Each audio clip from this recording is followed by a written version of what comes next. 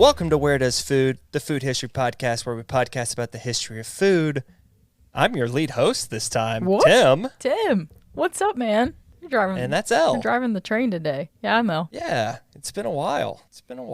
That's the way we lined this up, you know. It's season 3, a little bit different. But that's okay. I got some episodes lined up, ready to go. And today's episode that I get to host so wonderfully is about Hostess. Hostess snacks. Delicious. Which is exciting. Yes. Yeah, I like Hostess. How do you feel about Hostess, Elle? Man, I enjoy a good Hostess snack. I haven't had them recently. Oh, yeah. That doesn't necessarily You know what? What? To prepare myself for this episode, Yeah. I bought Hostess cupcakes. Oh, fantastic. Okay. 2 days ago. Yeah. And? 2 days ago. They're sweet. Yes. But I'll tell you what. They're better than I remember. Oh. I think in my brain, I don't know why, but in my brain, I always thought of like the Hostess cupcake as kind of a dry thing. Yes. You know what I mean? Yeah. They're not at all. Oh. Like at all. They're super moist. I didn't. Okay. Insanely moist cake. They're just a little sweet, which obviously it's not like a super complex sweetness. Although the chocolate cake is really solid. That sponge is real good. I kind of want to try some now. Yeah, and I'm sure you're wondering, why would you like, you know, get the cupcake and not the Twinkie? I was actually wondering. Yeah, everyone was. It's because the cupcake is actually their #1 selling snack over the Twinkie. That is not an old statistic. That is as recent as 2021. What? So, I didn't anticipate that. yeah. And we'll get a little bit into that and as to maybe why that's the case. Not like heavily into that. That sounds misleading. We'll briefly go over that. I posted one of these. Yeah. All right, so Hostess has 22 products. That's just products. That's not including like the different flavor choices because they offer like the vanilla cupcake and like banana Twinkies and mint Twinkie. Like, you know what I mean? They offer a bunch of different versions of their products. Okay. I'm not talking about those. No, I'm talking about just the baseline. Like they offer 22 different things. And then they offer variety of those 22 things. So 22 products. By the way, some of them are hot dog buns and bread. I don't know if you knew this. Did not know that. No. Okay. Hosted branded stuff, not Wonder, which if you also didn't know, they own Wonder. So it's not Wonder Bread? Yeah, it's not. They still own that, but like it's not. They also have like Hostess bread and buns. Weird. So out of 22, where do you rank Hostess snacks? I'm gonna give it a solid like 15. Solid 15 out of 22. That's good. It's pretty good. I think we talked a little bit about in Little Debbie how like as much as we love little baked snacks, we don't really eat them a lot. Exactly. Yeah. because when you see them in the store, you're like, I don't know if I need that. Like, I don't need all that sugar. It's fine. I don't know if I need that. Don't I need definitely that. Like, because I don't know about you. I stop at convenience stores often. Okay, yes. And, you know, they sell them all the time. Hostess and Little Debbie, like in convenience stores. And yeah, I don't know what it is. Maybe it's just like loving myself a little bit. I don't know. But every time I see it, I'm just like, you know what I mean? There's no way I'm going to eat that this morning. Like, I can't do it. Talk to me 10 years ago. You know, I'd be grabbing a honey bun. You know? Man, I love the honey buns. They're so good. So good. Hostess honey buns. They're incredible. I'm about to get some snacks all after right. this, Tim. Thank you. So, you ready to unwrap this snack? Oh, yes. Oh, fuck. Okay. He's back. He's back, ladies and gentlemen.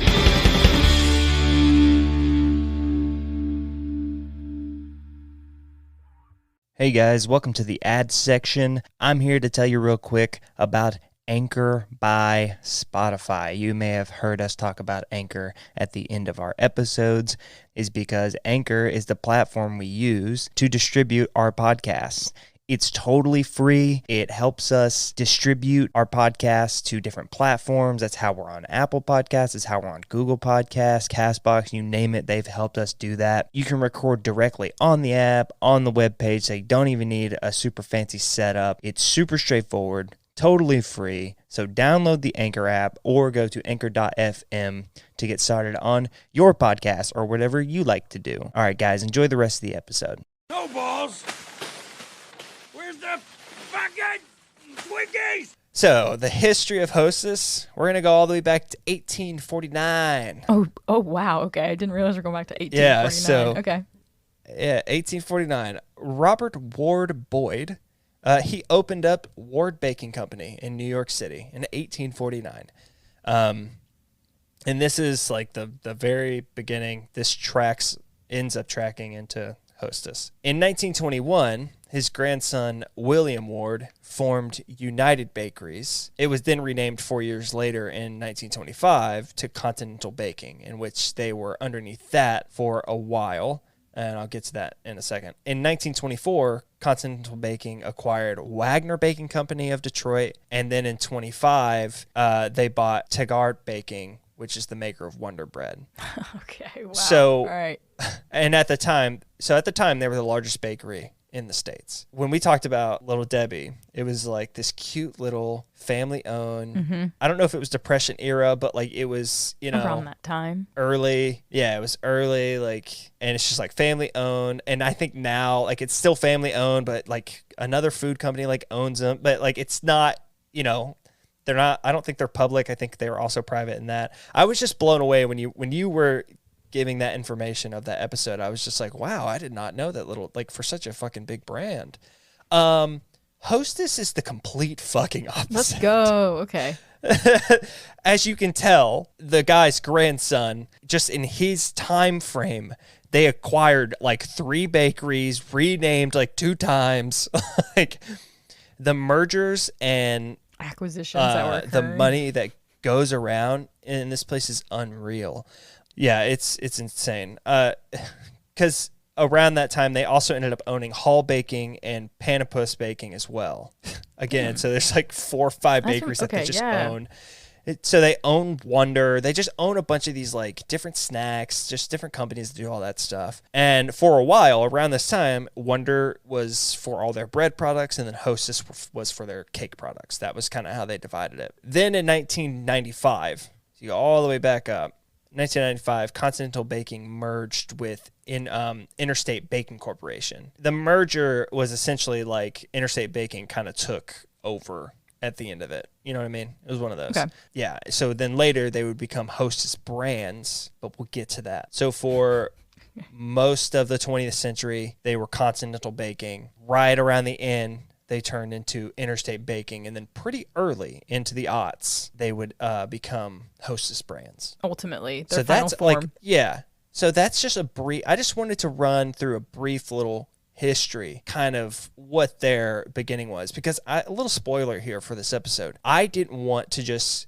talk about nothing against William Ward. I didn't want to talk about him though. You know what I mean? I didn't want to do like the normal. This isn't going to necessarily be the most normal, like, here's where they started and let's build up through until modern time. If I'm being completely honest, the reason why I wanted to talk about Hostess was because of the bankruptcy. Oh. Because of the fact that Hostess was off of the shelves at a point in my lifetime. And I always thought that was so interesting, and I knew nothing about it because I was a little bit too young to fully understand what was happening. Same. Yeah. Yeah. And so that's just a little setup for kind of how, because I just brushed through the history pretty quickly. So I don't want people to feel like, oh my God, well, that's the episode. It's not. Don't worry. I got more. We're going to talk about a few of their snacks. I want to talk about kind of the big 3, or at least the big 3 that I think of. No disrespect. Zingers are not in this big 3. No. No disrespect to Zingers. They're just not in my big 3. Don't at me. Or do. At Tim Wehunt on Twitter. And at Where Does Food. You can just add us there. There you go. Yes, that's the place to add us at. Never stop plugging. All right. Hostess snacks. Let's get into them a little bit. So I've already mentioned this. Their top-selling baked good is the cupcake. Yeah, surprisingly. It's not the Twinkie. It's the cupcake. And they came out with the cupcake in 1919. Oh, shit. This is kind of when people officially recognize it as Hostess, by the way, 1919. Okay. Because the cupcake was their first Hostess snack, essentially. Yeah, okay. That's the bakery started with his grandfather. It didn't really, form until later. Yeah, so Hostess came with the cupcake in 1919. No one knows who invented the cupcake. It's a mystery. Like, genuinely, no one knows who invented that bitch. They just know that Hostess came out with it at some point. But we do know that it did not debut with those little white curly Q icing line on top. That was added later by a man named Doc Rice. Thank you, Doc. It's a sick name. Doc Rice, he started with the company in 1923, so a few years after the cupcake was made and released. He was only 17 years old when he started. Oh my gosh, young buck. Young lad. By 1948, he was the director of production for the cake division. Okay, look at you. Yeah, Go, Doc. so he moved on up. No. So World War II kind of fucked up the sales of the cupcakes. Shock. Okay. We've talked about World War II, and we're going to talk about World War II even more later in this season. So I'm gonna go briefly over World War II. We've talked about the sugar and all the, why am I losing that word? Help me out. The sugar, the alcohol. Shortages, not shortages, but essentially shortages. Production. Yeah, shortages. Factories switching production or shutting off production of certain products. Yeah. Yes, to kind of revive, because again, this was 48, so things are like internment camps are getting shut down finally. So like things are, as a country, things are moving. And he was tasked with redeveloping the recipe, essentially. It ends up being a better cake afterwards. The chocolate icing is more pure chocolate, like doesn't have as much fillers. And then he added the white line of icing. And then very shortly after that line, it would then be a little curly Q pattern. That's fun. Okay. On top. Yeah. So that's who did it. Doc Rice is essentially the creator of the iconic look for the cupcake. So whenever you see that bad boy, think of Doc. Yeah, that's a surprise because for some reason, my brain just automatically thought that whenever this a cupcake was invented, I was like, oh yeah, it's exactly how it looks like from what we know as it now. Yeah. But it's like, no, there's variations to this. Yeah, there's levels to this. It developed, and you'll not be surprised then to know that the Twinkie goes through the same thing. 11 years after the release of the cupcake, bakery manager Jimmy Dewar created the Twinkie. He sure did. And he got the name after a billboard ad for a shoe place called Twinkle Toe Shoes. I don't know why. I guess he saw that and he was like, yeah. Yeah, and so the Twinkie was made during the Depression. 1919, Solid. It came out in 1930. October of the year prior, we went full fucking Depression. So, and that was kind of the reason they made it, because it was cheap and it was easy to do. Love that for Depression era. So at the time, 2 Twinkies would cost you a nickel. A nickel? Yo. Yeah, so the little package of 2 would cost you a nickel. You want to talk about Depression era food? That's a bargain. 2 for $5. Mm-hmm. Mm. And originally, Twinkies were made with banana filling. Womp womp. You lost me on that. Until the shortages from World War II, when they switched over to vanilla. Wow. So it was banana for like 12, 15 years, something like that. Interesting. And then it got switched to vanilla, and it never went back. Just vanilla Twinkie from then on. They did re-release the vanilla or the banana Twinkie limited time, and I'll talk a little bit more about, just because that kind of ties into where they're at now and kind of like what they've done since all that stuff. But we'll talk about that. But yeah, they did actually kind of, they did some release of that. I don't think they necessarily called it like the original banana version. I think they were just doing something fun. You know what I mean? Speaking of fun, this rolls us into fun Twinkie moments. Fun Twinkie moments. Fun Twinkie moments. Fun Twinkie moments? I didn't know. Yeah, that's a new segment of the podcast, Fun Twinkie Moments. It will reoccur from now on. There's a couple stories that I stumbled upon more than once when I was researching history of the Twinkie. Okay. And at first I wasn't going to put them in because I was like, that's interesting, but whatever. And then I kept seeing them and I was like, okay, I'm going to put them in. So in 1968, Minneapolis City Council George L. Belair was arrested on the accusations that he was bribing senior citizens with Twinkies and other Hostess snacks. Spicy. Which, Elle, as you know, you are not allowed to gift things to potential voters. That is so spicy. Twinkies. He was full-blown arrested. He was released. He pled not guilty, and he wasn't found guilty. I guess, it was like a slap on the wrist. Boys. Like, buddy, like we're gonna take good faith that you knew you weren't doing what you were doing. Foods that have political impacts. Twinkies. It's the 60s, man. We didn't know, dude. Yeah, we didn't know, man. We didn't know. All right, we were just fucking eating Twinkies. I promise. Just made a bong out of my Twinkies, man. I don't know. That's not the only fun story we have. Yeah. Okay. This one, actually, you know what? I'm not gonna say this one's fun. Oh, This no. one's Okay. dark. Okay.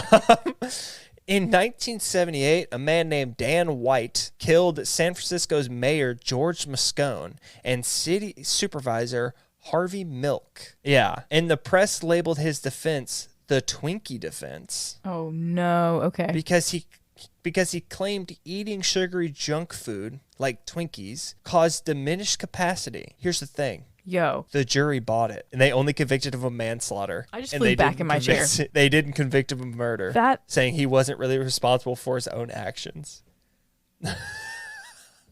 What? That's the most true crime this podcast will get. Again, another political impact. I'm pretty sure Maintenance Phase did an episode on this that I think my brain blanked on. It might have been Maintenance Phase or you're wrong about one of the two. It was Maintenance Phase. Okay, thank you. Yeah. Shout out. So you can actually listen to that full thing on Maintenance Phase. They go like way more in depth to it. I totally like spaced that episode in my brain. Yeah, after like reading it for like 3 times in a row on every fucking article I was reading about Twinkies, I was like, oh yeah. So I decided to include it. Yeah, the city ended up like rioting. I don't know. You can go listen to that episode after you're done listening to this episode, obviously. Yeah, and enjoy it because it's an interesting story. It's a wild outcome, and and they're good about like extrapolating on like more grander ideas of how like we thought sugar, like that whole thing of like sugar's just as addictive as crack and it ruins your, you know what I mean, all that shit. None of that's true. None of it's true. Let me fucking break some food myths real quick. Okay. Sugar doesn't do that. It doesn't. What? So I was told that my entire life. Though. No. My entire life. Well, you were lied to your entire life. What would be the first thing? It makes you feel good because it's sugar, but to like level it against this like the euphoria that like that's a ridiculous notion. We should have all been like No. Give me a tumble No, and shake my finger on that. No, I know some Coke addicts, and they say they feel like Superman on it, and I don't feel like Superman after I eat a ho-ho, okay? Maybe a 4-year-old does, but no, not I. Yeah. Also, even that isn't necessarily true either. I'm pretty sure that sugar also just like it just goes into your body, and that's it. And it just processes like normal. You get like a little bit of energy, and that's it. Because it's carb. Carbs give you energy. So thanks, Tim. That was good. But yeah, that's that. In the last snack I want to talk about, like I said, I had a 3. So we did the cupcake, we did Twinkies, and this last one, it's not going to be as in depth or as fun as Twinkies. So maybe I should have ordered this differently. Yes. But it's the snowball. Oh my goodness, that pink thing. The snowball. Yes. The pink one? And the one that they color green for like Halloween and like orange and all that. Yeah, that one. Okay. They do those. They do different colors for it. Dude, I've completely missed it. It's just food dye. It's always been pink. Okay, just kidding. That's fun. Okay. But it is. Yeah. It's pink like standard. Yes. It's just that like, they do white ones and they do green ones and orange ones and all types of different shit. Yeah. Okay, that's fun. I didn't know that. Okay, cool. Yeah, so the snowball wasn't released until after World War II due to the rations. That's the fucking word I was trying to remember. Okay. Due to the rations Not production of sugar. Because if you haven't had a snowball in a while, I will remind you what the snowball is. I haven't. What is it? I actually think the snowball is a brilliant snack because it just kind of reuses assets. It's amazing. Okay. So the cake in the middle of the snowball is just an upside down cupcake. Oof, delicious. Love it. It doesn't have the chocolate. It doesn't have the chocolate icing on it. So they literally take in their fucking factories where they're manufacturing the cupcake snack.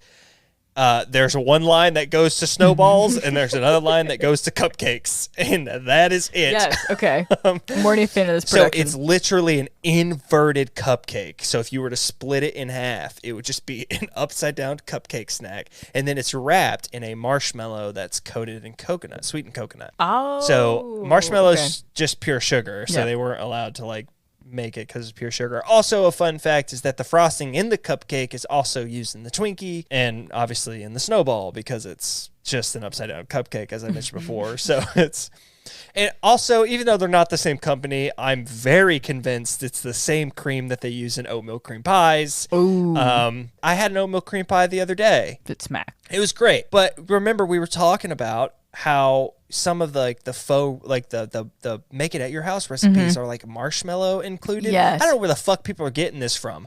I ate one. I dissected it. I looked at it. I don't know where they're getting it because it has the same texture, look, and again, as far as taste goes, that's very similar to what you would find like in the Twinkie or in like cupcake or what any sort of snack like that. I really feel like people see a white fluffy substance on like cookies or desserts and they're like, oh, marshmallow. Yeah. It's like, no. It didn't have any extra, I don't know. I don't want to go into a rant about the, but yeah, no, it didn't have any texture of a marshmallow. So I'm pretty sure everyone's just using that same frosting and that's in every snack cake. It's the same white frosting. I think that's a fair assessment. Okay. Yeah. Let's get into the meat of this. Okay. The meat. Okay.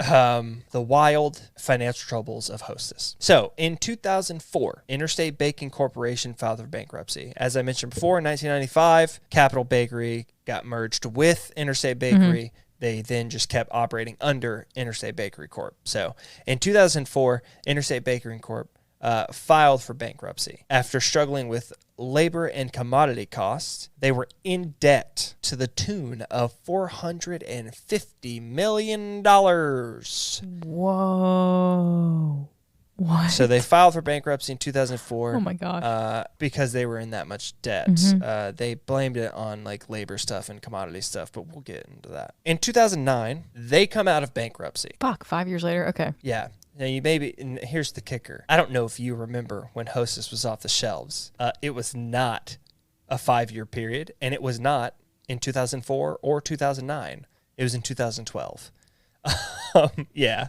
So Okay, Mandela effect over here. in 2009, they came out of bankruptcy as Hostess Brands. Oof. That's okay. their official new name. Okay. Technically, they are still Hostess Brands, but for the sake of it, we'll call the 2009 Hostess Brands OG Hostess. Okay. So anytime you hear me say OG Hostess, I'm talking about the 2009 to 2012 Hostess Brands. Anything after 2012 is just normal ass Hostess Brands. Okay. Yeah. Clarification. Appreciate that. So they came out of bankruptcy in 2009. They were OG Hostess. Here's the kicker. When you file Chapter 11, you go to a court, and every bidding and any offer that's made to you as a company has to go through the court's decision. Essentially, that goes on for 5 years. Holy I don't know cow. now, but at the time, from 2004 to 2009, it went on for that entire time. I don't know if it still holds the record, but at the time, it was the longest bankruptcy trial in history. Wow. Okay. Yeah. So they come out of bankruptcy in 2009 with $670 million in debt now. Plus court fees, right? Yeah. Yeah. What? Yeah. So they come out with more debt, and they also come out with a lot of caveats, and it was not good. It was this was not good. They come out. It's important to note that Interstate Bakeries, they were a public company. Okay. After the bankruptcy, and they came out as Hostess Brands. They essentially, what happened, and the reason why they have more debt is because they just got bought by equity. They were just given equity loans, and they were bought by companies essentially, and they emerged as a private company after that. The plan included a 50% equity stake by Ripplewood Holdings and credit lines from General Electric Capital, same General Electric. Okay. GE, I was wondering. Okay. and General Electric Capital Markets. So 2 different GE divisions. Wow. Okay. Gave them credit lines, and Ripplewood Holdings had a 50% equity stake, as well as Silver Point Finance and Monarch Master Funding also gave them credit lines. Yes. If that doesn't sound like the most backward shit to get out of a bankruptcy, I don't know. That makes no sense, dude. No, it's insane. When I was reading this, I was like, what the fuck? Well, yeah, it was wait a minute. wild. Well, all of that doesn't work out, Shock. as you can guess. Yeah. Turns out that when a company's in debt, they don't change their business model at all. They don't do anything at all different. They just get more money from different sources. Oh, wow. What do you know? That doesn't work out. Unbelievable. So they tried a couple of things, 100-calorie brownies, 100-calorie Twinkie bites, whatever. None of it really works. So they're just, they're losing more money. I didn't know they went down the 100 So calorie route. That's actually very funny. Sorry, continue on. So these equity firms are giving Hostess money, and this is how their business model works at this time period. They would receive money from these equity firms, and then the fucking company wasn't able to pay those back because they're not changing their business model. So the reason why they filed bankruptcy in 2004 is the same reason they end up having to file bankruptcy again. What? Because nothing is happening at all. I will also say that at the same time, so also coming out of bankruptcy in 2009, the unions made a contract where they would proceed with concessions in exchange for equity in the company. So they would only do, so concessions, I don't know if people know what that is, but concessions essentially are like where you give up wage and benefits. Mm-hmm. Like unions will give up wage and benefits, but they'll try and get like a trade-off.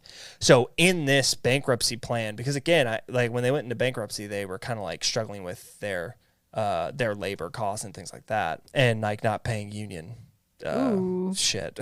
Yeah. So they have a contract that like will exchange concessions for equity in the company. That also will not work out. Again, having the equity firms, all that stuff, none of this ends up going well. What? Yeah, so between 2009 and 2012, Hostess doesn't change a fucking thing. Their factories make like way less. Their factories don't make enough treats in general because of just mismanagement, essentially. Okay. Yeah. So they have a ton of At one point, Hostess had I think it was like 79% of their workforce was unionized. Wow. Okay. It was like 19,000. Yeah, it was like 19,000 union workers at one point. Okay. But they're not really doing anything. They're trying to do like these like 100-calorie things. They're trying to get with the times. We talked a little bit about how, snack cakes, again, they're just like, they exist and they're going to do well, but you also have to offer your different things. You just have to diversify. You have to tackle these things from different angles. You have to change the way you operate your bakeries and the way that things run. There's also a whole slew of things where they weren't keeping their pricing in line with inflation. Ooh, okay. It's a bunch of stuff, right? Like, just as a business, they were failing. And they didn't change anything when they got out of, quote unquote, they got out of bankruptcy. They didn't change anything. They just were doing the same model. They did a couple of different things. Interesting. That failed ultimately, which means they weren't able to pay those equity firms, which means the equity firms are now losing money, which is not good. So in 2011, OG Hostess was getting ready to file for bankruptcy again, very shortly after they got out of bankruptcy. Unreal. They hadn't paid pensions since August that year, which broke their contracts with the unions. Spicy. Okay. When they finally did file for bankruptcy, they kind of blamed the unions. Absolutely not. No, they didn't. Yeah. Oh, that's trifling right there. They were claiming that they were racked with too much debt and legacy pension/medical pay, as well as having 19,000 union workers with restrictive working conditions. Nope. So, wow. I did my due diligence here. I read a shit ton of articles from both sides. So the union, apparently during the union negotiations, it was claimed that the unions were willing to accept pay cuts as long as the pensions remained. But it is said that they were trying to hold on to the restrictive, quote unquote, restrictive working conditions, such as drivers not being able to help load trucks and so on and so forth. Like loading the trucks had to be done by like these people, and those people weren't allowed to then drive trucks, or those people weren't then allowed to go work on the bakery line. Union shit. Yeah. Like, you know what I mean? Yeah. Stand, do your standard, one job, yeah. don't get out of your job. But I will say, and here's the thing, like I said, I read both sides. So there was also just a lot of mismanagement. I think, and I've mentioned it a little bit already, you're talking about a company that, when Diet Coke was made? No, when was that Coke made? 1983. Oh, shit. Okay. I didn't know that. You know how many diet sodas were on the market in 1983? 0. One. Tab Cola. So Coca-Cola creates Diet Coke. Diet Coke at one point was the number 2 most sold soda in the fucking country. Guess what was number 1? Coca-Cola. Regular Coca-Cola. Guess what was number 3? Ooh, Sprite. Pepsi. Pepsi. So Coke's biggest competitor, they were outselling not with one soda, 2. but with their diet soda. I mention this not because this is the Coke or Pepsi episode. We'll get there. But because in the 80s, companies were starting to make a shift. They were starting to diversify their products. They were starting to gear up. They were just aware of changes and consumers and just how all that was going to function. And I'm not saying that Hostess needed to be on top of their shit in the 80s, but I am saying by the time you got to the 2000s, fucking aughts, that maybe you should have been aware. Like, by the aughts, we've gone through 40 different fucking fad diets. So it's like, at some point, you have to make a change. On top of the fact that, again, I just read a good amount of articles just about sort of that mismanagement of, not diversifying your portfolio in that way, but also, again, not changing your prices as inflation goes up, like not keeping up with that pace. In effectively running your warehouses to where they're not producing a lot. So you have more employees than you're producing. And you can blame the unions for that, but like, ultimately, you know, I'm pretty sure there are union workers in different companies that also manage to be productive and the company still succeeds. So, but yeah, so that's kind of how both sides were talked about at the time. Interesting. Okay. Yeah, like there were articles for both, and I read a handful of both. It was interesting to. I mean, they were all a little repetitive, you know. They all kind of hit the same notes, but like it was in a way though. I kind of liked it because I was like, oh, like this was like 2 hard stances. It was just like, like unions were being a little restrictive. They weren't being as open, and then they were just supremely mismanaged. And I can prove that they were mismanaged because the CEO resigned very shortly after the announcement of the bankruptcy in 2011. Oof. Yeah, he resigned. Not a good look. And not a good look. And the court discovered that the year prior, Hostess executives received 80% raises. So you're telling me that you can't pay legacy pensions, but they were able to do 80% raises? Yeah, buddy. Come talk to me again about a mismanaged company. And so this is sort of... Obviously, they get like an acting CEO in place, and he cuts like he cuts all their wages down to like $1. He only takes $1 for the year, like, you know what I mean? Doing the whole the PR. Yeah. However, with the CEO stepping down, the negotiations essentially became between a direct line between the equity firms and the unions. So it wasn't the unions talking to the company, then talking to equity firms. So that makes it a little bit better, it was a direct line. You would think it makes it better. It didn't. Damn it. Essentially, in 2012, the negotiations failed completely. Oh, I didn't think it was going to just be completely out of... Yeah. Okay. And that is when 19,000 people lost their jobs, the company was fully liquidated, and Hostess was taken off the shelves. Holy cow, 19,000 people. That's absurd, man. And they couldn't get it done. That's fucked. Later that year, they were bought by Apollo Global Management and C. Dean Metropolis and Company. Okay. They were bought for $410 million. Wow. There was bidding on this company. They were liquidated. I mean, it was literally like the assets were being bid for.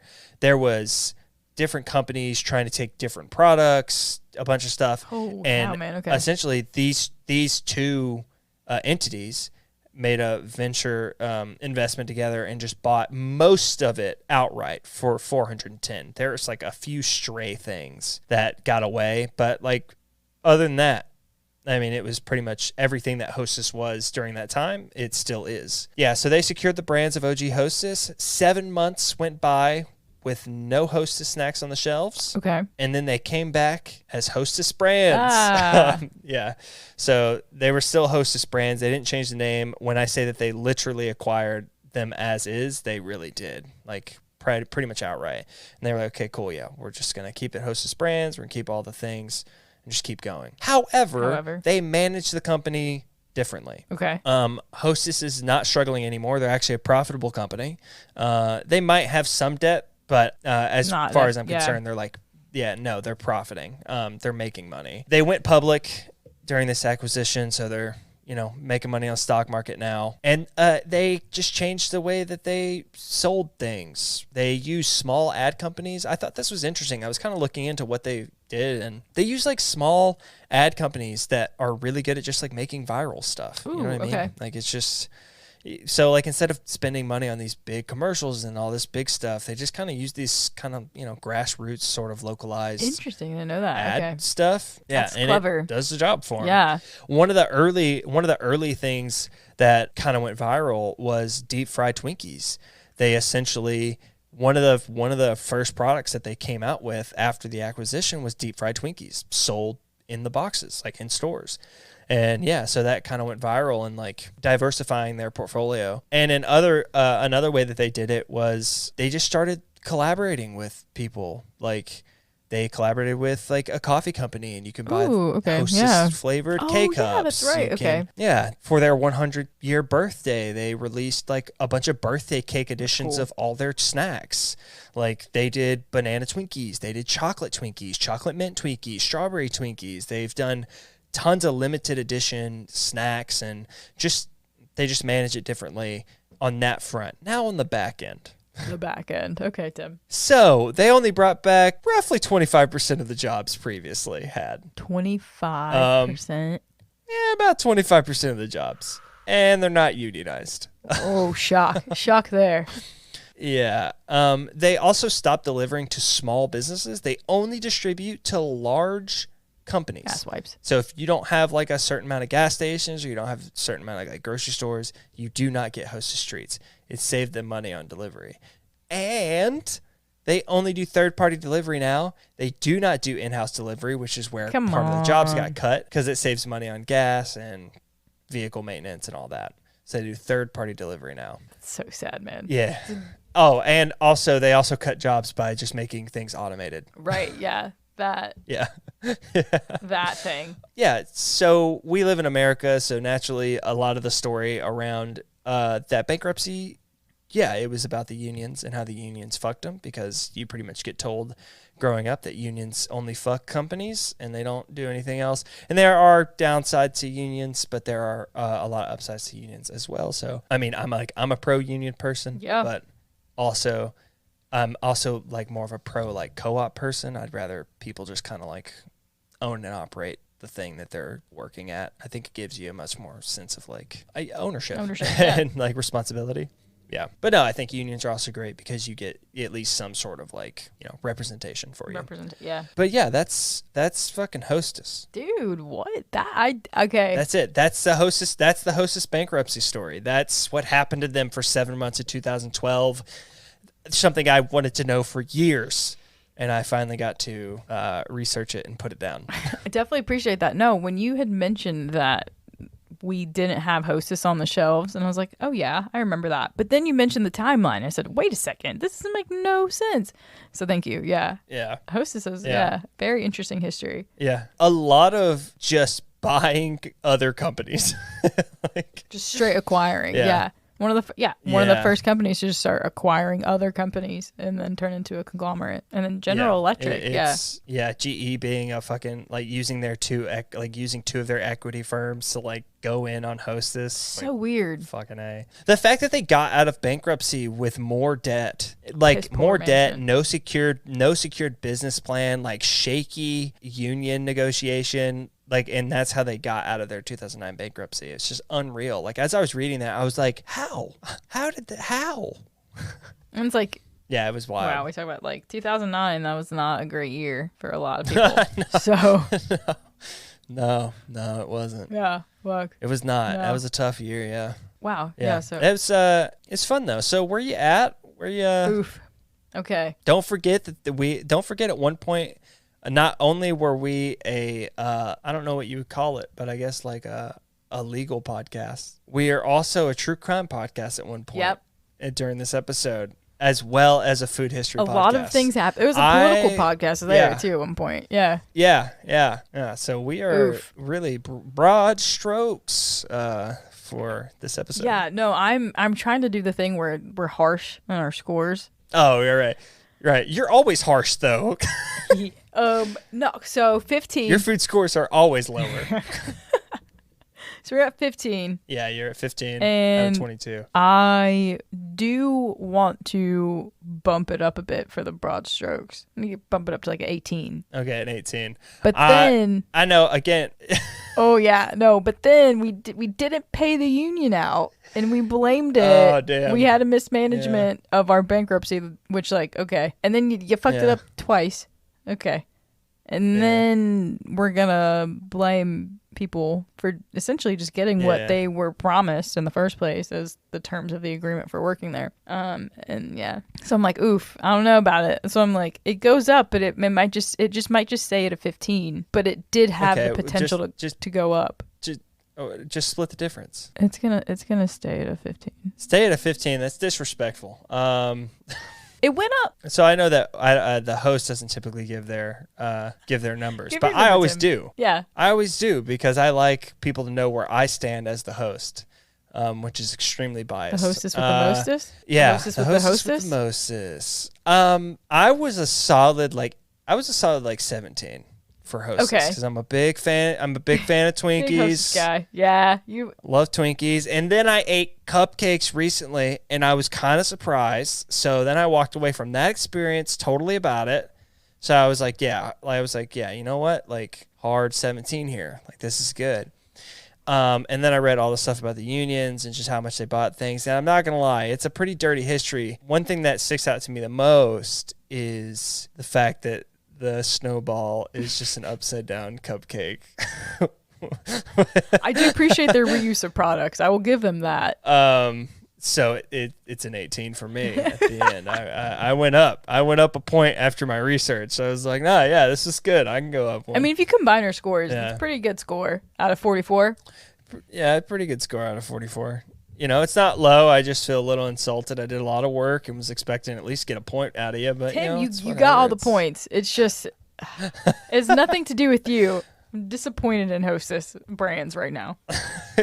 You should still be disappointed in them, even though they're back like full swing. They did a lot of like back end stuff that like that's the reason why they're back full swing. It's just like automation and just like all the shit that gets rid of workers and makes it a more profitable business essentially. I don't know. I mean, that's the conversation that's happening with like the whole with like everything now, isn't it? Yeah. Yeah, with like that sort of like factory warehouse work, right? It's just like we need those jobs back, and it's like okay, well, they're literally trying profits, to find a baby. way to automate all of them at this point. Yeah, it's pretty wild. Support your local union and don't kill people after you eat Twinkies. Full of sugar, man. Dude. That's also wild to me. Don't kill people after eating Twinkies. That's the end of the podcast. Welcome to the end of the show. Avoid the booking that was Where Does Food Hostess. Where Does Hostess. That was it. We appreciate you stopping by. You like that music at the top? It was pretty sick. Music at the end? It was pretty sick. Do you like our stingers? Yeah. That's done by my bud Austin Martin. All right, he did it. You can check him out on it's iTunes and Spotify. iTunes, yes.